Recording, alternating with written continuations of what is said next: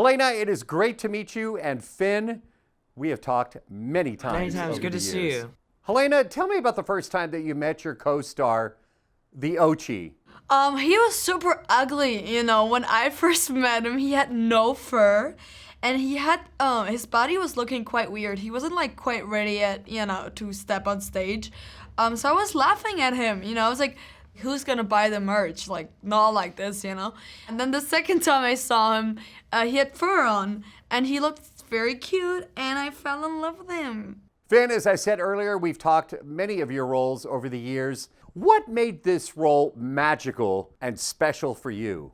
I think this movie, I mean, not a lot of movies like this get made nowadays, especially ones that are using animatronics and creature effects in the way that this movie does. So that's like magic, I think, within itself, like to be able to be a part of that. I think also Isaiah as a filmmaker really creates a world that's so immersive and incredible. Helena, tell me about the first time that you saw the completed film. I was blown away to see how you know, it just came alive. The Ochi, the story, how it all like fit, how the puzzle pieces became one big adventure. And I was just like thinking like, this is something that kids can watch. This is something that adults can watch.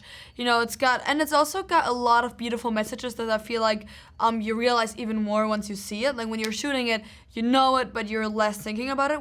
But once you see it, you're like so aware of like, oh yeah, that's right. It fits perfectly. And tells the story that, you know, it can also be, like, projected on, like, today's times. Isaiah, Emily, it's great to see you both. I will tell you that I saw this. It's adorable. Matter of fact, I rated, aw. Very good. So adorable. Isaiah, I can't believe this is your feature film debut.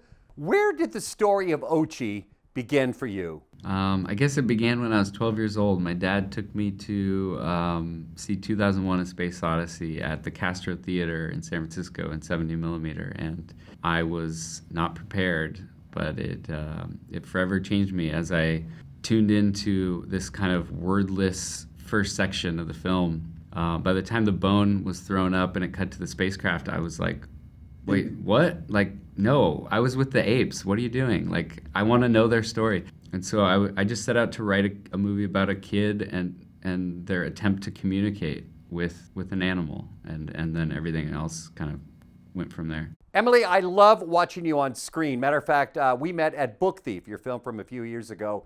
You're just fun to watch. What made this role unique and special for you? Well, when you read a script and you reach the conclusion that the character you've been offered probably smells really bad, that to me is like, I want to go there. It's just, she's introduced, the dash of her car is covered in litter and a dead bird and sweet wrappers. Her wooden hand is on the steering wheel. She's smoking and listening to Italian rock. And I'm in. That's proper eccentricity and an incredible journey to go on. Only on the Backstage Experience.